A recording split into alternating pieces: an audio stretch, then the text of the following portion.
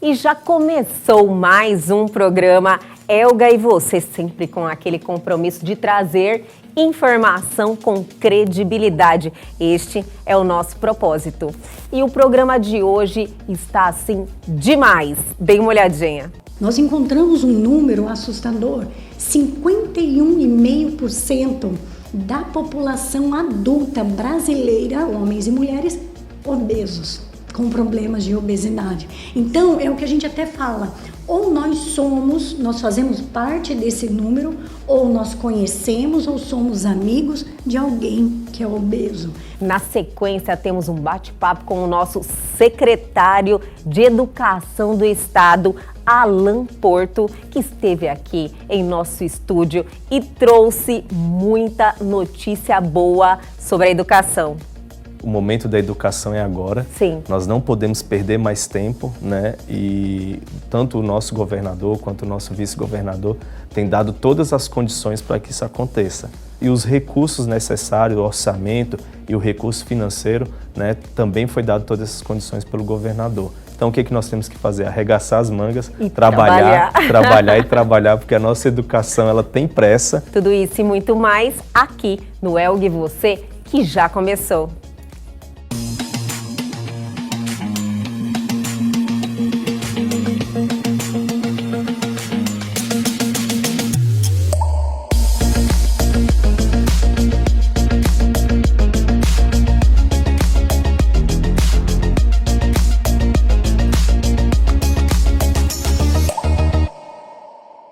E agora, em nosso programa Elga e Você, vamos ter o prazer e a oportunidade de um bate-papo muito importante com ela. Pela primeira vez aqui em nosso programa, nos presenteando com seu conhecimento, doutora Larissa Acilê Sarenco, psicóloga aqui da Vida Diagnóstico e Saúde. E nós estamos muito honrados de estar aqui na sua presença, doutora. Agradeço muito. Eu agradeço, começo agradecendo a Deus, né? Sempre, em primeiro lugar, a Deus por estarmos aqui. Agradeço o seu convite, muito honroso para mim. Feliz de estar aqui também junto a você, nesse programa que com certeza é um sucesso muito grande. E parabenizo, porque você também consegue levar, não é só informação, Elga. Na verdade, a gente não quer só informação. Informação tem muitas por aí, mas informação de qualidade. E isso você consegue, você está atingindo a maioria das pessoas, a grande maioria das pessoas, muitas pessoas, né, a sua audiência, com informação de qualidade. Então, parabéns também, você faz a diferença. Ela é maravilhosa, né, minha gente? Uma simpatia, uma energia incrível, de verdade, doutora. Doutora, você é psicóloga e eu quero já iniciar aí, chamando a atenção das pessoas que estão nos assistindo, que o assunto hoje é obesidade. E obesidade é um mal que sempre está por perto, é uma doença. E o fato da psicóloga acompanhar pessoas que precisam se recuperar, precisam se tratar, é muito importante, faz toda a diferença, né, doutora? Exatamente. Na verdade, é como você falou. A obesidade é considerada uma doença. Pela Organização Mundial de Saúde, é uma doença. As pessoas obesas são pessoas adoecidas. E existe um dado, um número que realmente impressiona muito a gente. Segundo o último levantamento feito pelo IBGE, 41 milhões de pessoas aqui no Brasil são obesas, estão com obesidade. Então, é um número muito grande. Dentro desse 41 milhões de brasileiros obesos, nós encontramos 29,5% mulheres adultas obesas e 22% homens adultos obesos. Então, somando isso, Elga, nós encontramos um número assustador: 51,5% da população adulta brasileira, homens e mulheres, obesos, com problemas de obesidade. Então, é o que a gente até fala, ou nós fazemos parte desse número, ou nós conhecemos ou somos amigos de alguém que é obeso, né? Então, realmente, assim, é uma área que precisa muito e nós precisamos, né, fazer trabalhos, desenvolver trabalhos nessa área de obesidade. E a psicologia entra diretamente nisso, porque A obesidade, ela é uma doença multifatorial. São vários os fatores que levam a uma obesidade, a um quadro de obesidade.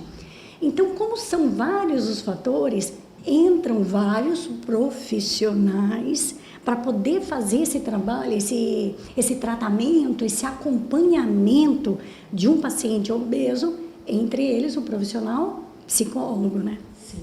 Mas eu vejo o psicólogo como o profissional assim que realmente faz toda a diferença, porque as pessoas estão ligadas, não podemos dizer que as pessoas comem por impulso, elas comem por vários fatores.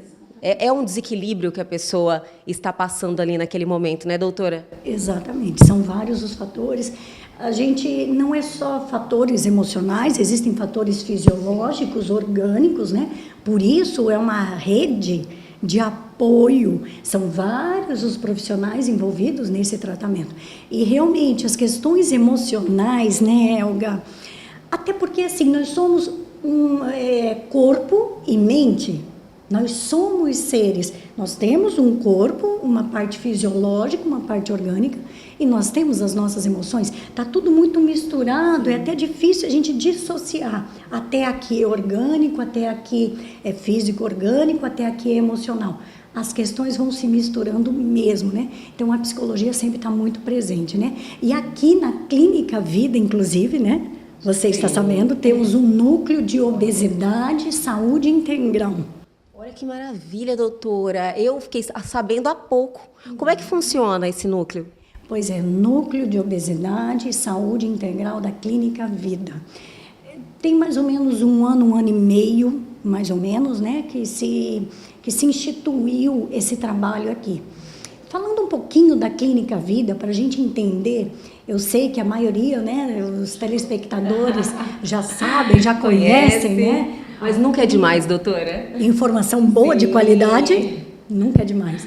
Então, a Clínica Vida, esse complexo todo surgiu, né, da doutora Natasha, doutor Roberto, que já passaram, já estiveram aqui com vocês e várias vezes, né? E a ideia sempre foi ter num único lugar, num único espaço, o maior número de especialidades médicas, de profissionais médicos e de exames.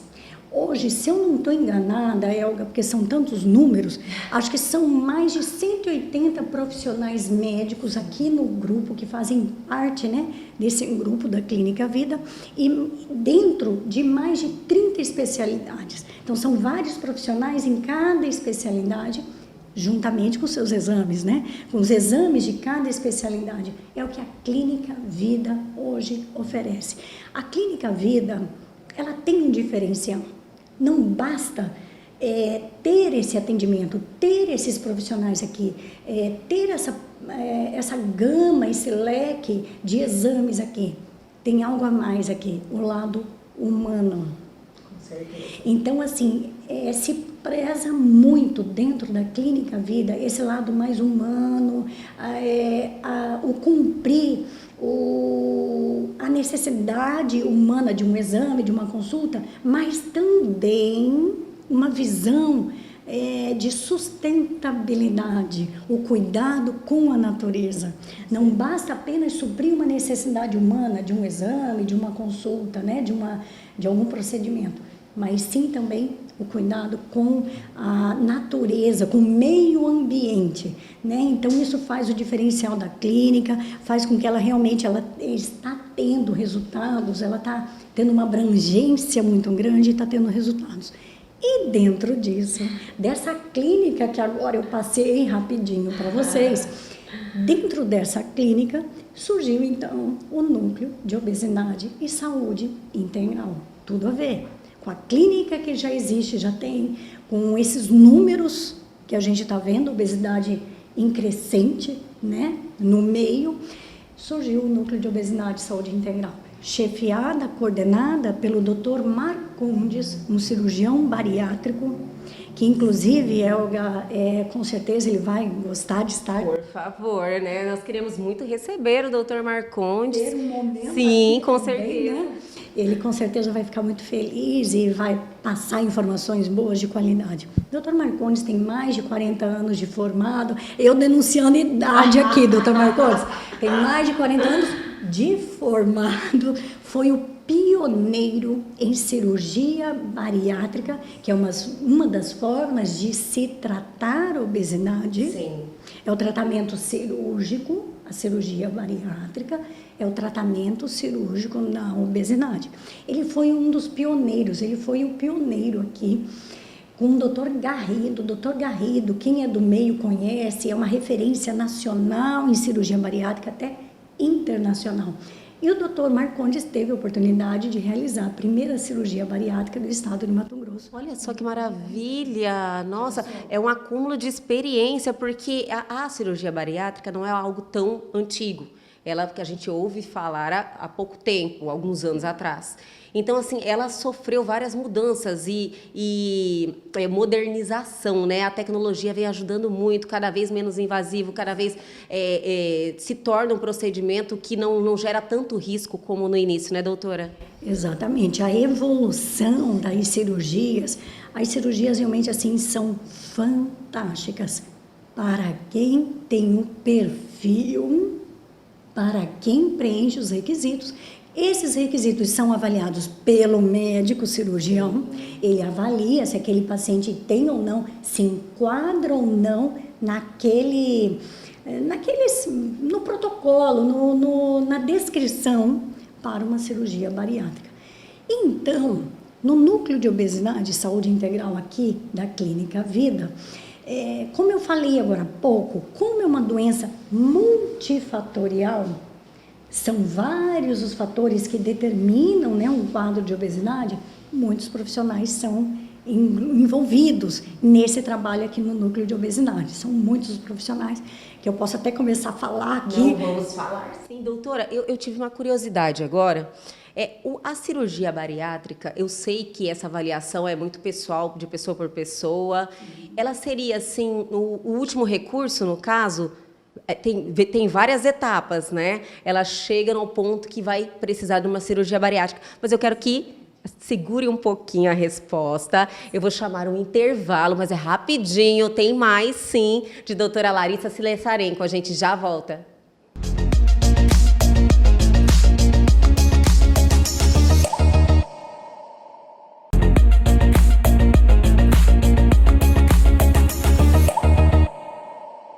Estamos de volta aqui com a doutora Larissa Silessarenko Ribeiro, psicóloga, que está aqui nos dando uma aula sobre obesidade, sobre essa doença que só está aumentando, né, doutora? Que números são esses? Eu fiquei assustada. Quando a doutora falou, eu falei, nossa, ou você faz parte realmente dessa estatística, ou alguém muito próximo a você faz, porque elas são os números são altos, né, doutora? E finalizamos o bloco anterior com essa pergunta: a cirurgia bariátrica é o último recurso? Pois é, exatamente. Na verdade, para ser um paciente, um candidato à cirurgia bariátrica, ele precisa já ter feito tentativas de emagrecimento clínico, com dietas, né, reeducação alimentar, atividade física, mudança de alguns comportamentos. Ele já tem que ter tentado. Muitas vezes nessa tentativa, Elga, usa-se inclusive medicamentos, mas por favor, medicamento, quem receita é o médico. Ir em médico que entende, especialista na área, para poder medicar no caso de um emagrecimento clínico. Então, para chegar no emagrecimento cirúrgico, numa cirurgia bariátrica, como você me perguntou, ele já tem que ter essas tentativas de emagrecimento clínico e não ter sucesso, não ter conseguido por algumas questões fisiológicas, orgânicas ou emocionais, ou tudo meio junto, né, como nós falamos, são vários os fatores, né? E então, por algum motivo, não ter conseguido o sucesso de um emagrecimento, de uma permanência no emagrecimento, e daí ele vai recorrer a uma cirurgia bariátrica ou algumas comorbidades associadas, que são doenças associadas, uma pressão alta, uma diabetes, doenças osteomusculares, dor na coluna, problema no joelho, no quadril, enfim. Ele chega daí para uma avaliação com um cirurgião bariátrico, né? Normalmente começa num gastro ou no endócrino, que já percebe essa necessidade, esse perfil, encaminha para um cirurgião, é feita toda uma análise, uma avaliação, e como eu falei agora há pouco, a cirurgia bariátrica realmente ela é muito boa, ela é excepcional para quem tem o perfil. Então não é qualquer um também, estou um pouco acima do peso, ou não. Existe realmente todo um protocolo a ser cumprido para chegar na cirurgia bariátrica. Doutora, e você faz parte da Sociedade Brasileira de Cirurgia Bariátrica e Metabólica, né? Exatamente, eu faço parte, é um grupo de psicólogos no Brasil, até nem somos tantos assim. Eu tenho a honra de fazer parte da Sociedade Brasileira de Cirurgia Bariátrica e Metabólica. Eu atuo muito nessa área, já tem alguns anos na minha vida, que eu tenho o prazer de trabalhar com os pacientes de obesidade. Realmente eu amo muito o que eu faço, sabe? Eu costumo falar que eu não sei tudo não, mas o que eu sei, eu consigo passar com segurança, com propriedade para esses pacientes. Inclusive, já escrevi 5 livros como coautora, já lancei o 4º livro agora esse ano, e um deles é sobre cirurgia bariátrica, a participação da psicologia no processo cirúrgico, né, bariátrico. Mas, doutora, a recuperação de um paciente que sofre de obesidade, que passou por uma bariátrica e se recuperou e mudou de vida, é algo assim que é muito impactante, e para o profissional que participou desse processo também, marca muito, né? A transformação na vida de alguém. Exatamente, e até tem um grupo, né, chamado Uma Nova Chance para a Vida. É uma nova chance para a vida. Costumo dizer para os nossos pacientes, eu atendo muitos da rede pública, né, pelo SUS ou particular, ou planos de saúde. Aqui, o núcleo de obesidade e saúde integral da Clínica Vida, nós trabalhamos com vários planos de saúde, tá? E também particulares, enfim. Entrem em contato, vão saber mais informação dessa parte mais burocrática aí da coisa. Mas, enfim, o meu trabalho, eu enquanto profissional, eu vejo rede pública, eu vejo a rede privada, né, dos planos de saúde particulares, e eu fico muito feliz com os resultados. Realmente, assim, eu falo que a questão não é só emagrecer, a questão não é só perder o peso físico, a questão é rever comportamentos, rever valores, realmente dar uma guinada. Eu uso o termo, Elga, de um grande marco. A cirurgia bariátrica é um divisor de águas para esse paciente. É um ACDC. Antes cirurgia e depois cirurgia na vida, porque realmente é uma mudança muito grande. Mas assim, é bom deixarmos bem claro o seguinte, que depende muito do comprometimento, da adesão desse paciente no pré, o trans, o psicólogo acompanha o pré, o antes da cirurgia, o transoperatório, o intraoperatório, que seria a parte hospitalar, a parte de acompanhar em centro cirúrgico, a parte hospitalar e a parte pós-cirúrgica. Então, o pós-cirúrgico, ele precisa ser muito bem feito toda etapa, né? Precisa ser muito bem feita. São vários os profissionais, né, que acompanham. É uma mudança muito impactante para a pessoa fisicamente, né, doutora? Exatamente. Tem que reaprender, se reeducar totalmente, alimentação, tem coisas que pode, que não pode. Isso. E na equipe, né, temos nutricionistas, endócrinos, cardio, pneumo, psiquiatra, otorrino, fono, enfermeiros, o gastro, o cirurgião, é uma ampla rede. É uma equipe grande, né? Inclusive, o que é bacana aqui na Clínica Vida, o nosso núcleo de obesidade, que além de termos aqueles profissionais, os que realmente precisam ter para acompanhar esse paciente bariátrico, esse paciente obeso, nós temos também os outros profissionais. Por exemplo, se vem um paciente de obesidade com problema na pele, com problema de vista, com problema ginecológico, nós temos aqui na clínica dermatologista, oftalmo, ginecologista, urologista. Então, realmente é uma gama muito grande, ortopedista, que nós encontramos aqui. E voltando a essa questão da mudança do corpo, Elga e telespectadores, nós costumamos falar, é meio uma brincadeirinha, mas é verdade, que a cirurgia, a primeira parte do corpo, o primeiro órgão que deve ser operado, cirurgiado, é a cabeça. São os comportamentos, é onde entra a psicologia. Nós fazemos um atendimento com o candidato à bariátrica, né, com esse paciente, com a família. Olha só, importantíssimo, Elga, nós envolvermos a família. Essa pessoa normalmente vive num ambiente, a gente faz uma análise dos ambientes, na sua grande maioria, obesogênicos, que provocam, que também levam a questão, às vezes, até cultural, sim, religiosa um pouco, né? Quem nunca serviu um prato que às vezes exagerou? E daí pesa um pouquinho a consciência. Tenho que comer tudo, porque deixar a comida no prato ou jogar a comida fora é o quê? Sim, pecado. Pecado. Então, assim, tem muito da cultura, é um dos fatores também que influencia a questão da obesidade. Mas, enfim, nós, enquanto psicólogos, enquanto equipe multidisciplinar, são vários os profissionais envolvidos, nós precisamos ter esse olhar multifacetado, são várias faces, né, da obesidade, para entender melhor esse paciente e ajudar, colaborar melhor. O pós-operatório é importantíssimo. Com certeza. Ele vai viver como uma pessoa operada. Fazemos uma reflexão com os pacientes que é bem interessante. Vou falar aqui, tá? Por favor. Vamos dar um exemplo. Digamos que uma pessoa nos procure o Núcleo de Obesidade e Saúde Integral da Clínica Vida, com 30 anos, para fazer a cirurgia bariátrica. Durante a parte pré-operatória, nós fazemos todo um levantamento do histórico dessa pessoa. O histórico familiar, a história da obesidade na vida dessa pessoa, o que ele já tentou para emagrecer, enfim, a gente faz tudo isso. E geralmente de repente, tentou muita coisa, né, doutora? Sempre. Tentou muita coisa, exatamente.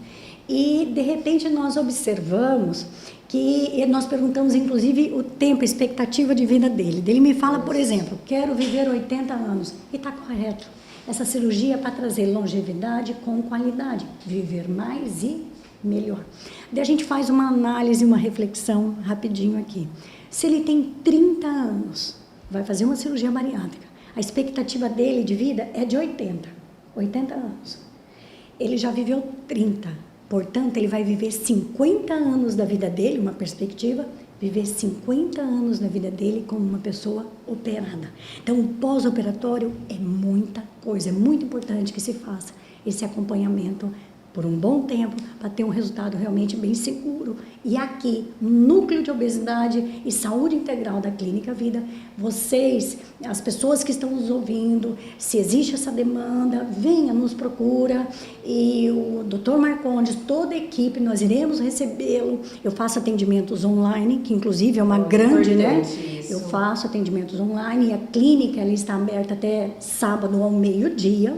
Então, existe uma gama aí de horários que a gente pode estar trabalhando, mas o meu forte são os atendimentos online. Eu trabalho em outros lugares também, mas, enfim, venha, nos procure, tire suas dúvidas, a gente vai ter realmente um prazer muito grande em ajudá-la a ter saúde e qualidade de vida. Maravilhoso, que tema maravilhoso. Mas antes de finalizar, doutora, eu ainda quero que a doutora faça mais um chamado. Algumas vezes você citou que existe a infinidade de pessoas que fizeram várias tentativas, e essas tentativas muitas vezes arriscam até a própria saúde. Hoje, devido à obesidade ter essas taxas, esses números alarmantes, existe aí muitos remédios que ficam indicando na internet, e as pessoas fazem uso descontrolado e sem um profissional para acompanhar. Então, assim, a partir do momento que a doutora falou que existe todo esse acompanhamento, vários profissionais realmente envolvidos para que essa pessoa mude essa situação com saúde, com qualidade, com segurança, a gente precisa chamar a atenção, né, doutora? Exatamente. Por favor, você que está vivendo, sofrendo um problema de obesidade, não se automedique. Não faça isso. Realmente a oferta é grande nas redes sociais, né? Existe até uma cobrança de um corpo bacana e a pessoa acaba entrando nessas fórmulas meio loucas, meio mágicas, porque na verdade a pessoa quer ser emagrecida. Ela não quer emagrecer, tem diferença. Ser emagrecido é como se fosse um papel mais passivo. Eu tomo esse remédio, eu faço essa cirurgia, fico aqui sentada esperando acontecer. E o querer emagrecer é ativo. E já deixo claro, mesmo no emagrecimento cirúrgico, cirurgia bariátrica, seu papel é ativo. Você precisa rever valores, rever comportamentos. Por isso até nós entramos no grupo, né? Na equipe, para poder auxiliar nessa transformação, nessa conscientização de mudança de comportamento. Então, portanto, não se automediquem, procurem médico. Medicamento, a palavra medicamento vem da palavra médico. Quem medica é médico. Procure seu médico de confiança ou vá já num especialista, se assim já puder, e busque realmente se resolver, mas com muita seriedade, muita responsabilidade. Perfeito, doutora. Eu acho que esse assunto aí tem muito a se falar, a ser falado, e nós não poderíamos sair daqui sem fazer um convite para retornar ao nosso programa, doutora, e nos presentear com todas essas informações. Vamos marcar? Vamos sim. Uma primeira oportunidade, com certeza estaremos juntos, passando mais informação de qualidade, né? Como nós já falamos, com certeza. E toda a equipe do Núcleo de Obesidade e Saúde Integral, com certeza vai gostar muito de estar também participando, passando informações boas para todos. E a gente só agradece. Obrigada e até a próxima. E o Elg, você de hoje continua, tem muita coisa boa vindo aí também, minha gente. Então, nós vamos dar aquela paradinha e vamos diretamente para o nosso estúdio.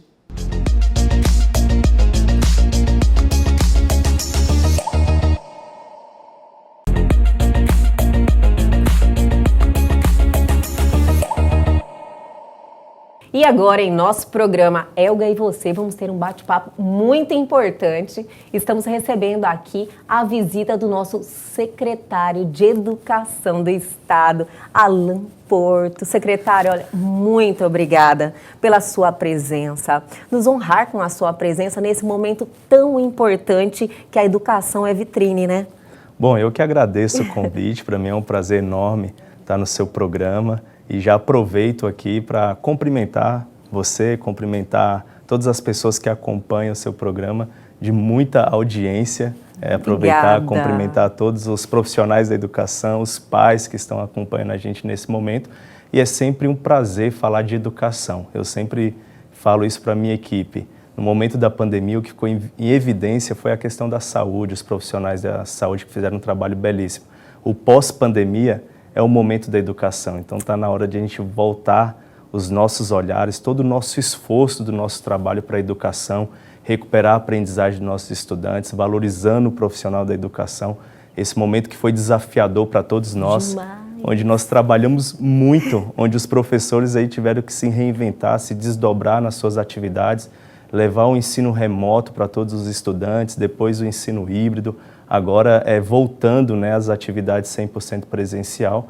Então, é motivo de orgulho a gente estar falando aqui de um assunto tão importante para a sociedade mato-grossense, que é a educação do nosso estado.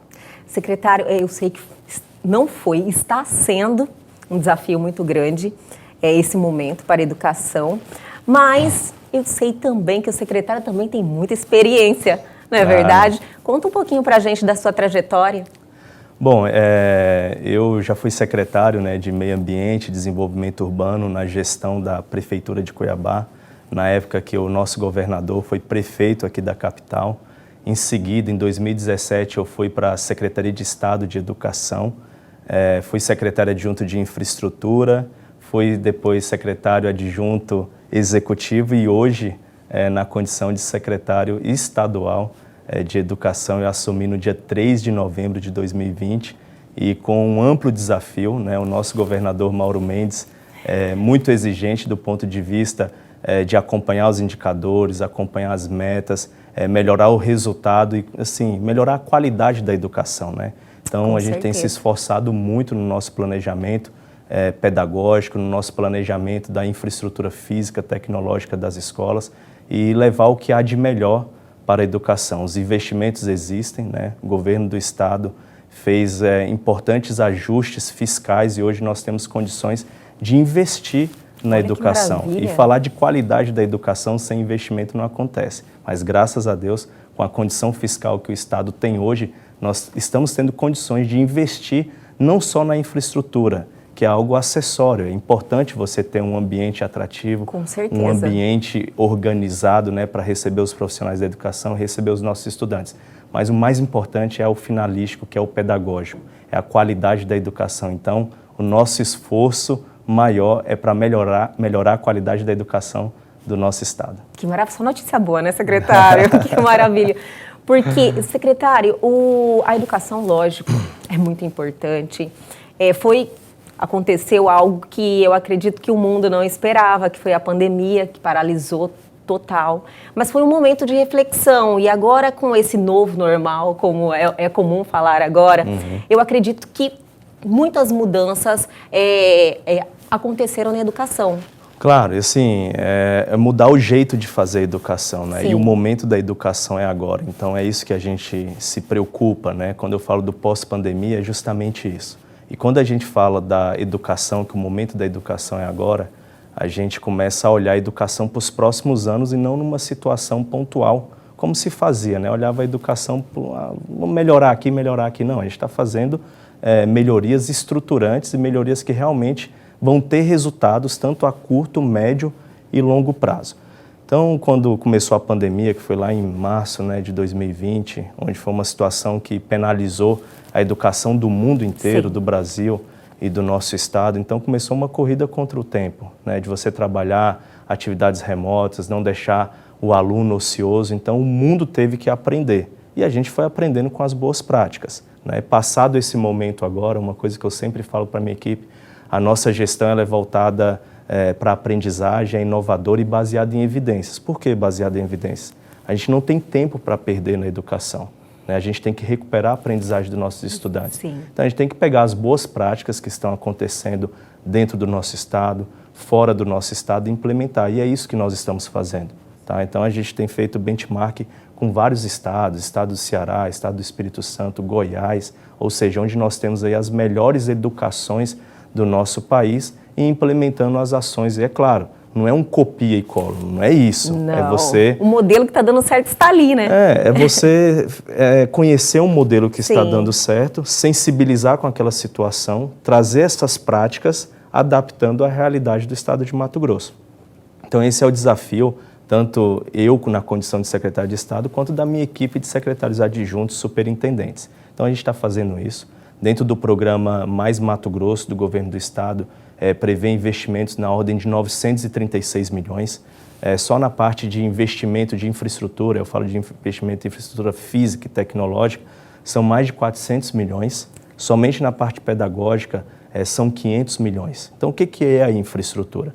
A infraestrutura é a melhoria dos ambientes, né? Parte da tecnologia, que é uma coisa que está tão, né, aflorou muito na pandemia. Ficou todo mundo de surpresa, né? Sim.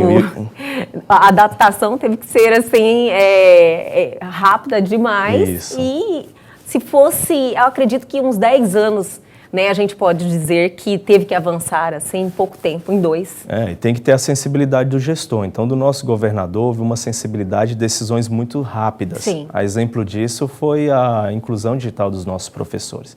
Desde a década de 80, o nosso professor luta por uma ferramenta de trabalho.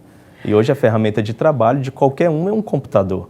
Então, teve o benefício aí para todos os professores da nossa rede, aí eu estou falando de mais de 20 mil professores da nossa rede que estão dentro de sala de aula, que receberam o benefício do governo, que é aqueles R$6.020, para você comprar um notebook. Olha só, que legal, que maravilha. E além de tudo, secretário, tem o investimento em como fazer também, não é verdade? Sim. Não é só a ferramenta. Sim. A ferramenta é a condição de trabalho. Isso. Então, essa condição de trabalho, quando o professor ele recebeu isso na conta dele, então ele teve condições de comprar o seu notebook e o Estado foi além, custeou a internet durante 3 anos. Durante 3 anos vai ser mandado um valor de R$70, que é uma ajuda de custo para o professor contratar um plano de internet que melhor adequar a realidade dele. Então, rapidamente, isso foi mais de 20 mil professores, um investimento de mais de R$100 milhões, que isso aconteceu nessa gestão, nesse ano. Então, a gente deu um passo super importante. Também na questão da formação continuada do nosso professor. Sim. A gente trabalhou com uma trilha pedagógica do ensino híbrido, como o professor vai se comportar diante de uma câmera, como que ele vai, dentro da base nacional comum, como que ele vai trabalhar as aulas virtuais, né, com os alunos, né, de forma efetiva e olhando sempre para as competências e para as habilidades da base nacional, que é a nossa BNCC. Então, isso foi feito formação, um roteiro pedagógico, tudo isso. Foram mais de 20 mil professores que participaram dessas formações nesse ano. Então, foi o ano onde se houve mais formação continuada.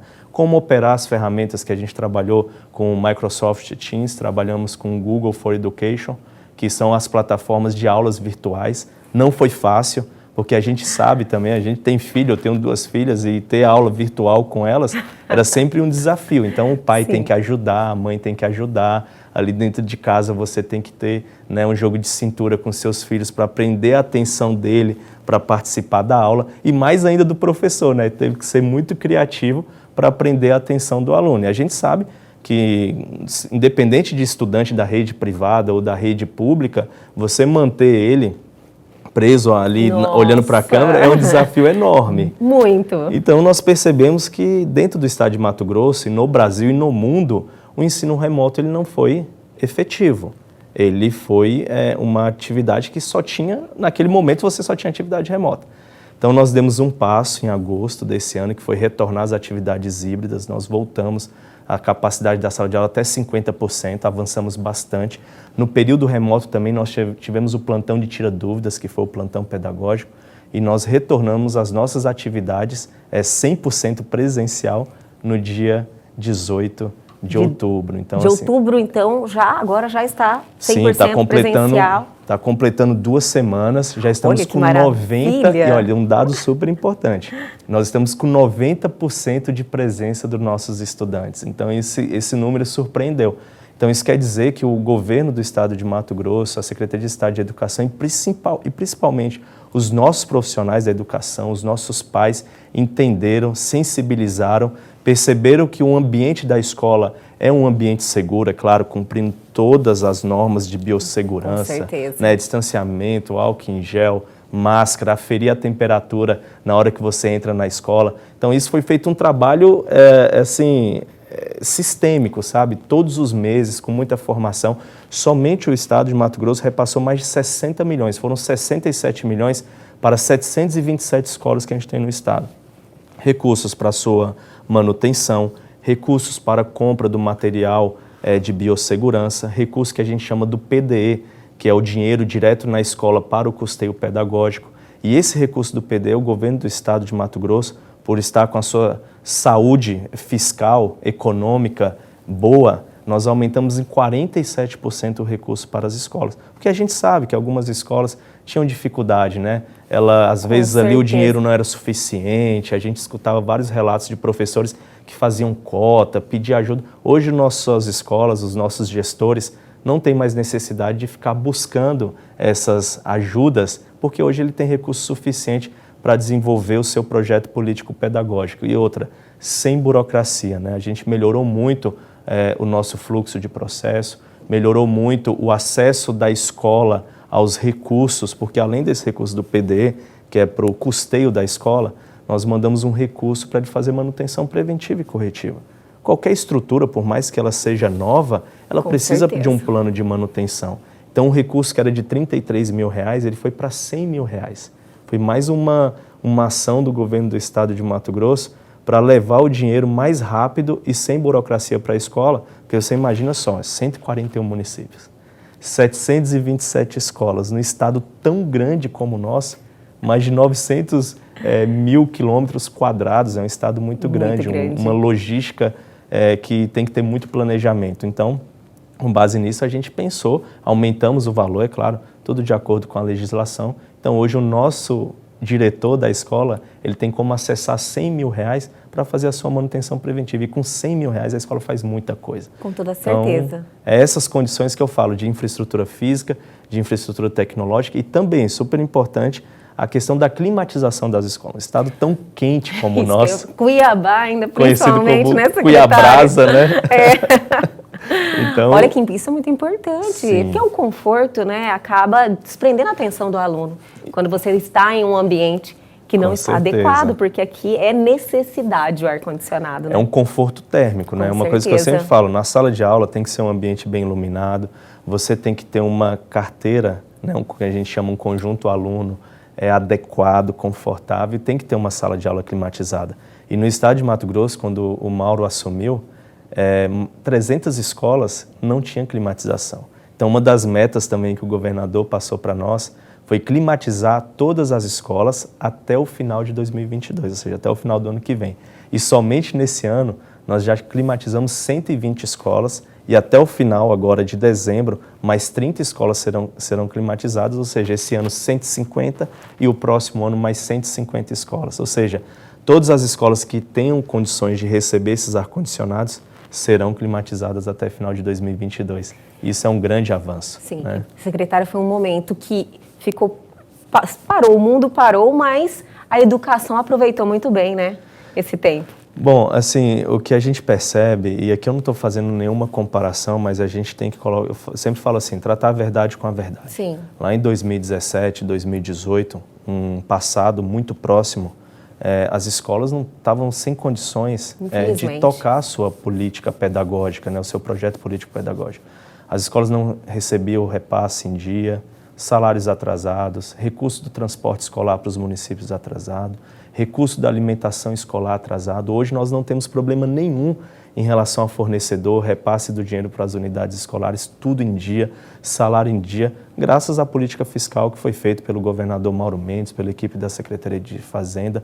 Então, com isso, a gente abre um leque de oportunidades. Com certeza. E quando eu falei da infraestrutura física e tecnológica, é para melhorar a condição, tornar aquela escola atrativa. Mas o mais importante de tudo isso é você tratar a parte pedagógica. E a parte pedagógica é onde entra o maior projeto nosso para recuperar a aprendizagem dos nossos estudantes. Você fazer a avaliação sistêmica da nossa rede, dos nossos estudantes. Como que eu quero melhorar o índice, melhorar a qualidade se eu não faço avaliação? O Estado não fazia avaliação. Então nós vamos fazer avaliação, material didático estruturado. Sabe aquele material didático que tem os mesmos nas escolas particulares? Sim. A gente quer colocar, nós vamos colocar nas escolas públicas. Formação continuada permanente dos nossos professores. Então, eu tenho uma avaliação, eu vou identificar quais são os principais gargalos dentro da aprendizagem de cada estudante. Nós temos hoje 393 mil estudantes, eu vou saber de cada um como que está o nível de aprendizado dele. Então, com base nisso, a gente tem um laboratório de aprendizagem, que são as aulas de reforço no contraturno, e eu trabalho também a formação continuada do meu professor. Porque eu sei também que o nosso professor precisa melhorar as práticas pedagógicas dentro de sala de aula. Então, essa formação continuada, que a gente fala formação em serviço, ela vai acontecer dentro da prática pedagógica de sala de aula. Então, com base naquela avaliação, eu melhoro a qualidade de aula do meu professor e, consequentemente, o meu aluno vai ter uma melhor aula também. Então, sim, é um sistema que se alimenta, é um plano de ação que é feito dentro da unidade escolar, onde eu avalio, onde eu trabalho a formação continuada do meu professor, onde eu nivelo, faço processo de nivelamento do meu aluno com aula no contraturno de reforço e a gente vai melhorando os nossos índices. E cada escola vai ter uma meta de aprendizagem. A minha meta de aprendizagem eu tenho que melhorar um ponto no meu IDEB, um exemplo. Então nós vamos trabalhar um plano de ação dentro daquela unidade escolar para que o diretor, o grupo gestor, a equipe pedagógica atinja esses resultados. E nós vamos dar todas as condições, acompanhar, monitorar, dar as ferramentas de gestão para ele para fazer esse trabalho acontecer. Então, avaliação, formação continuada, material didático de qualidade e também as aulas complementares. Também tem um aspecto socioemocional da questão da pandemia. Tem educação financeira que a gente está trabalhando. tem a consciência fonológica, que é o processo de alfabetização da criança do 1º ao 2º ano do ensino fundamental. Então, tem muitos investimentos que estão acontecendo na parte pedagógica voltado para a gente ter uma qualidade do nosso ensino, da educação melhor. Teve muitas mudanças que, como que eu posso dizer ao senhor, foi um aprendizado com a pandemia? Vocês visualizaram a necessidade de trazer certos conhecimentos? Veja bem, a nossa gestão é baseada em evidências. Sim. A gente não está numa situação muito boa quando a gente faz uma comparação com outros estados. E o nosso planejamento é tornar a educação do estado de Mato Grosso entre as melhores do país. Então a gente foi aprender, natural. não aprender, mas conhecer as realidades. Sim. E com essas práticas que outros estados, como o estado de Ceará, Pernambuco, Goiás, Espírito Santo, que são as melhores educações do nosso país, o que eles estão fazendo de diferente lá? Então a gente foi ver essas práticas, essas boas práticas que estão acontecendo e adaptar a nossa realidade. Então aqui ninguém está inventando a roda. A gente está pegando planejamentos, decisões que foram tomadas por gestores preocupados com a educação, Sim. fizeram e deram resultado. E a gente está trazendo essa realidade para o estado de Mato Grosso. Acho então, que com base ampliou a nisso, formação, né, secretário, diríamos assim? Sim, a gente vai melhorando também a capacidade de gestão da nossa equipe. Sim. A gente vai trabalhando na formação não só dos professores, mas também na formação da equipe gestora da escola. Quando eu falo equipe gestora, eu falo do diretor, do coordenador, eu falo do professor articulador, eu falo do secretário escolar. Então a gente vai treinando e formando, desenvolvendo aquele profissional para ele ter um acompanhamento.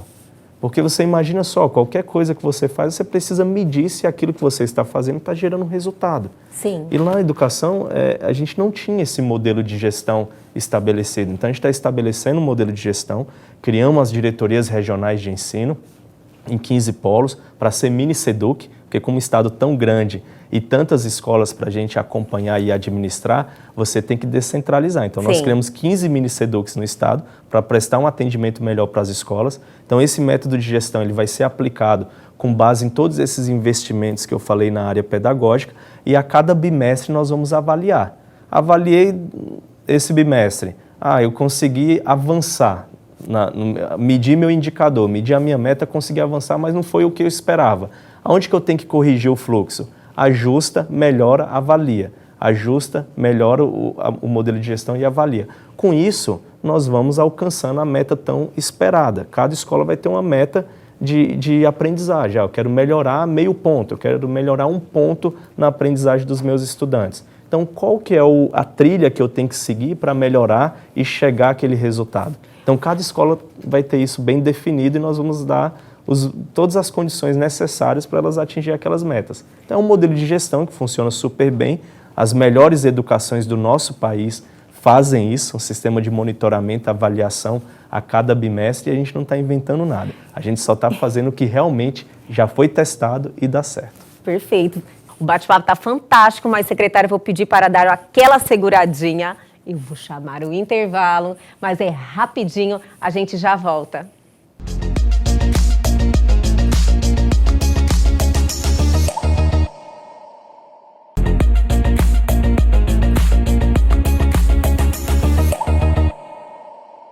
Estamos de volta recebendo o nosso secretário de Educação do Estado, Alan Porto, que só trouxe notícia boa, né, secretário? É isso mesmo, como eu falei, o momento da educação é agora. Sim. Nós não podemos perder mais tempo, né? E tanto o nosso governador quanto o nosso vice-governador têm dado todas as condições para que isso aconteça. Ou seja, os modelos de gestão é analisado, é aprovado por eles, a gente desce junto à nossa equipe, apresenta isso para a rede, vai avançando e os recursos necessários, o orçamento e o recurso financeiro, também foi dado todas essas condições pelo governador. Então, o que nós temos que fazer? Arregaçar as mangas, e trabalhar, porque a nossa educação ela tem pressa e ela precisa o quanto antes dar sinais, porque a gente pensar numa sociedade, numa economia, principalmente do nosso estado, tão pujante, Sim. do agronegócio, e se a gente não preparar os nossos jovens, não preparar as nossas crianças, nós vamos estar importando mão de obra. Não, nós temos que qualificar. E começa na base. Qualquer construção que você vai fazer, você não começa pelo telhado. Com certeza. Você começa pela base. E começar pela base é uma coisa que sempre o governador fala, precisamos cuidar das nossas crianças, que são a base do nosso futuro amanhã. Então, com isso, a gente está com o maior programa de alfabetização que o Estado já teve. São 2. É o programa Alfabetiza MT, que tem como objetivo alfabetizar as crianças até o 2º ano, quando ela completa 7 anos de idade. Isso está sendo feito em regime de colaboração com os municípios, porque parte dos anos iniciais, que é o processo de alfabetização, tem atendimento dos municípios, e parte acontece junto ao Estado de Mato Grosso. Então, a política de avaliação, política de formação continuada, material didático, a gente não olha só para a rede estadual, a gente olha para a rede municipal, porque dentro da educação a gente tem que pensar em equidade. Sim. Não podemos criar 2 mundos, o mundo da rede municipal e o mundo da rede estadual. Então, com a equidade, a gente consegue padronizar, universalizar, a avançar na universalização da educação básica e atingir resultados melhores. Eu trabalho tanto o professor da rede municipal quanto da rede estadual e assim os nossos estudantes também.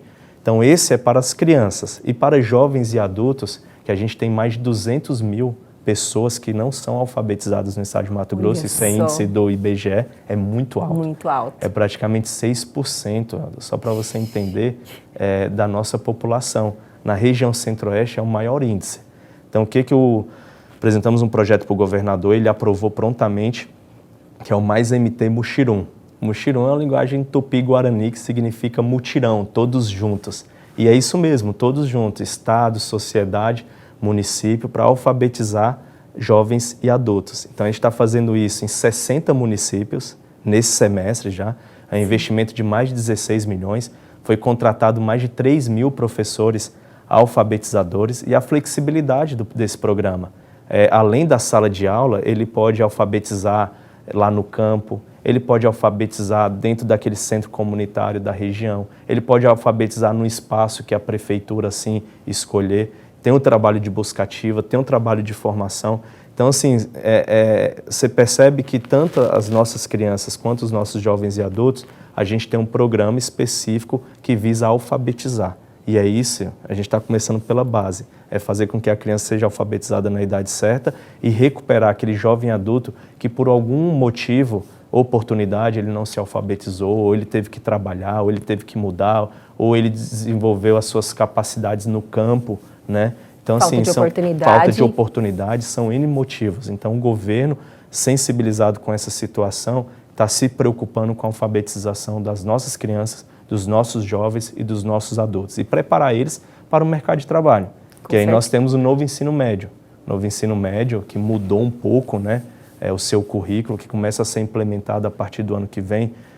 A partir do 1º ano, nós vamos ter o 5º itinerário formativo que a gente fala, que é a qualificação profissional, né? Além do nosso estudante ter aquele currículo tradicional do ensino médio, nós vamos ofertar também um curso de qualificação profissional. Olha que interessante. Ou seja, ele já pode ter a oportunidade de sair do ensino médio, já preparado para o mercado de trabalho e ocupar um posto de trabalho.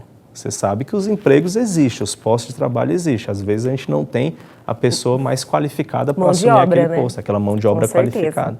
Então a gente está em todas as frentes. Para cada ponta que não existia um projeto, hoje a gente tem um projeto. E esses projetos, secretário, estão em prática? Todos eles estão em prática. Alfabetiza MT, o Mais MT Muxirum, o novo ensino médio. A gente está fazendo várias formações. Vamos iniciar agora nossas formações, os nossos encontros regionais, que vão acontecer nas 15 regiões. E a partir do ano que vem, já tem a mudança no currículo. Dentro do ano letivo, a gente tem 800 horas no ano. E vai passar a ter 1.000 horas. Para recuperar esse tempo parado? Não, isso já é uma plataforma. A questão do novo ensino médio. Estava prevista? Isso é uma mudança que veio já do Ministério da Educação. Entendi. A nova BNCC, tanto do ensino fundamental quanto do ensino médio, já elaborada, já caminhado todas as etapas aprovadas pelo Conselho. E o novo ensino médio que a gente começa a implementar a partir do ano que vem, no 1º ano. Sim. E aí vai ter um tempo, né, de transição, que a gente tem que fazer. Tudo que é novo você tem. Essas horas a mais, elas vão representar no aumento semanal ou vai aumentar um dia a mais? 1 hora? 1 hora por dia. Ou seja, a gente tem 4 horas, vai passar a ter 5 horas. 5 horas semanais. Sim. Em relação a outra pergunta que você fez para mim, da recuperação da aprendizagem desse momento de pandemia, sim, nós temos o laboratório de aprendizagem, que são professores articuladores, que são aulas de reforço, que já estão acontecendo no contraturno. tanto dos anos iniciais, dos anos finais do ensino fundamental, quanto do ensino médio. Já existe, foi feita uma avaliação diagnóstica, com base nessa avaliação diagnóstica foi preparado um material para recuperar a aprendizagem dos nossos estudantes. E agora, com esses professores no contraturno, nós estamos ofertando aula de reforço, para a gente tentar equilibrar, até porque nós vamos ter aí Enem, né, no final do ano. Lembrei que também tem um programa do Pré-Enem Digital, que é os aulões, sabe aqueles cursinhos que a gente fez? Claro. Né? Então, agora tem os Pré-Enem Digital, que são os aulões que acontecem de forma regional, tanto da plataforma do Facebook, do YouTube, quanto também presencial. Então, a redação, né, que é um gargalo aí, né, nós sempre fica muito preocupado com a redação. A gente tem aulas aí com os melhores professores da nossa rede, falando sobre a redação, quais os critérios de avaliação, como que o aluno, como que o estudante tem que se preparar. Acontecendo no digital e no presencial. Digital e presencial. E todas as aulas digitais, o digital agora mudou, né, secretário? É uma realidade que nós vamos aí ter dentro das escolas, em todos os lugares. Com certeza. Eu acho que a questão da formação digital, esse ambiente, ele veio para ficar. Sim. Ele não veio para substituir o professor. Na minha opinião, o professor dentro de sala de aula é insubstituível, mas você pode utilizar as ferramentas tecnológicas para dar uma aula melhor, uma aula interativa, né? A gente sabe que a nossa juventude hoje é isso aqui, né? Smartphone. Acorda com o smartphone, com certeza. Encontra tudo aqui. E hoje o aluno nosso, ele é protagonista dentro da escola. Então, essas formações, elas servem também para capacitar os nossos professores, para fazer essa inclusão digital, né? E também para ter uma aula melhor dentro da sala de aula. Em relação à estrutura tecnológica, melhorou muito, porque no início foi bem complicado. Muito. A gente melhorou muito a nossa conectividade. Porque a internet não chegava também em todos os lugares. Esse é um problema ainda, tá? Das 726 escolas que nós temos, tem 11 escolas indígenas que ainda não têm acesso à internet. Que a nossa meta até o final de dezembro é que todas essas escolas tenham acesso à internet. Outra coisa é a ferramenta, é o notebook, né? A gente fez a inclusão digital do professor. O Estado de Mato Grosso hoje está licitando, vai publicar nos próximos dias uma licitação para aquisição de 200 mil Chromebooks, que são notebooks que vão para todas as escolas para atender os nossos estudantes, né? Então, nós vamos ter aquele laboratório móvel, né? Esses Chromebooks que a gente chama, eles vêm dentro de uma plataforma, de um carrinho, que utiliza para recarregar todos eles. Eles vêm com 35 Chromebooks e que eles podem ser utilizados dentro da sala de aula. Então, o professor com seu notebook, que preparou uma aula diferente, vai ter a oportunidade também de os estudantes ter esse computador, ter essa ferramenta e trabalhar uma aula aí bem interativa, uma aula bem bacana. Então, isso está acontecendo. Em relação à conectividade das escolas, a gente melhorou muito também o link, a qualidade da internet. A gente sabe que uma internet que você conecta 10 pessoas é uma coisa, mas quando você conecta 300, 400, se você não tiver uma internet forte, não vira. Então, nós investimos também, mandamos dinheiro direto para a escola. As escolas se prepararam, hoje as salas de aula e toda a parte administrativa da escola tem acesso à internet. Então, dentro da sala de aula, tem lá a escola, o professor que acessa a internet, tem um aluno que acessa a internet. Então, a gente melhorou muito nesse ponto. A gente está avançando. Não são todas as escolas ainda que conseguiu concluir, que a gente chama o PDE Conectividade, mas as escolas estão em fase de execução. Eu acredito que no próximo ano, assim, muita coisa legal e muita coisa bacana vai acontecer, porque vai ter uma infraestrutura melhor, né? Computador, acesso à internet, e eu tenho certeza que a qualidade da aula ela vai melhorar bastante. Secretário, só notícias maravilhosas, assim, a gente fica muito feliz porque a educação é nosso futuro, né? E aproveitou esse tempo para fazer todas essas mudanças e implementar tantos projetos maravilhosos que eu tenho certeza que vai ajudar muita gente e mudar uma realidade. Com certeza, como eu falo, a educação é prioridade nesse governo. E a gente vê várias escolas, né? Várias manchetes que a gente estava, escola caindo na cabeça do aluno. Escola sucateada, professor não valorizado. Isso. Então, essas eram as notícias. Graças a Deus, isso é uma página virada no estado de Mato Grosso. Obras aí que estavam paralisadas há 10 anos, 5 anos, 3 anos, enfim. Todas as obras estão em execução, muitas já foram entregues pelo governo do estado de Mato Grosso e muitas ainda estão em fase de entrega. Enfim, todas as obras paralisadas praticamente, o Estado retornou, se não retornou, está em fase de licitação para retornar e mais escolas também estão sendo reformadas. Então, graças a essa política de investimento, de modernização da infraestrutura, nós vamos ter um espaço e escolas atrativas que muito vai encher de orgulho todos nós, né, mato-grossenses, que queremos que a educação de fato funcione no nosso estado, que nós entendemos que a educação é o futuro, né, um estado, um país que não investe em educação, dificilmente você vai ter uma sociedade melhor. Com certeza. Então, não tenho dúvida nenhuma, e a grande prioridade do estado de Mato Grosso é investir na educação, e isso está sendo feito. E a gente só agradece, secretário. Olha, muito obrigada por todas as informações que o senhor passou aqui para a gente. Nós gostamos de dar esse tipo de notícia, ter esse conhecimento, porque é muito fácil você criticar ou apontar o que está errado, mas mostrar o que você está tentando, o que todos estão tentando fazer da melhor maneira possível, é importante também para a sociedade ter conhecimento. Claro, com certeza. Graças a Deus, a gente tem uma equipe muito boa. Temos grandes profissionais da educação, grandes diretores, grandes professores, equipe de técnico, equipe de apoio. Num ambiente tão grande como o nosso, da educação, que são quase 40 mil servidores, ninguém faz nada sozinho. 40 mil servidores. É muito grande. Muito. E quase 400 mil alunos. É muito grande, e ninguém faz nada sozinho. Os resultados estão aparecendo e vão aparecer mais ainda. Cada vez mais. Porque foi um modelo de gestão que foi implementado, a nossa rede abraçou os projetos e as coisas estão acontecendo. Então, aqui eu só tenho que agradecer a toda a minha equipe da Secretaria de Educação, a todos os profissionais da educação que estão nos acompanhando, aos pais, enfim, a Assembleia Legislativa também, super parceira, aprovando vários projetos, inclusive esses projetos de alfabetização, orçamento, enfim, ao governo do estado de Mato Grosso, ao governador Mauro Mendes, que tem priorizado, tem investido muito na educação do nosso estado, e quem ganha com isso é a sociedade. Então a gente espera que, como eu falei, os resultados são a curto, médio e longo prazo. E eu tenho certeza que a médio e longo prazo nós teremos aqui uma das melhores educações do nosso país. Que maravilha, secretário. Olha, foi um prazer ter o senhor aqui em nosso programa, e espero que volte logo com mais notícias como essas que o senhor passou para a gente hoje.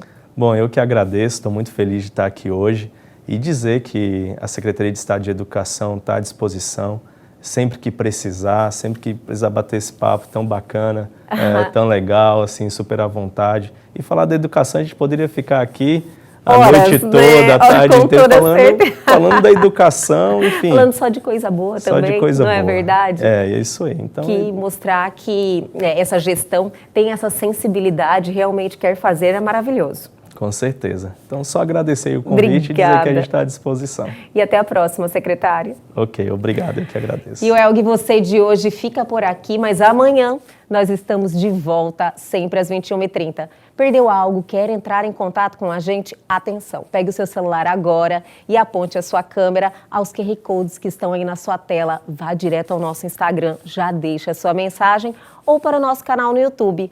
Essa entrevista e um conteúdo sensacional está lá à sua disposição. Aguardo vocês amanhã aqui na TV Pantanal, canal 22.1.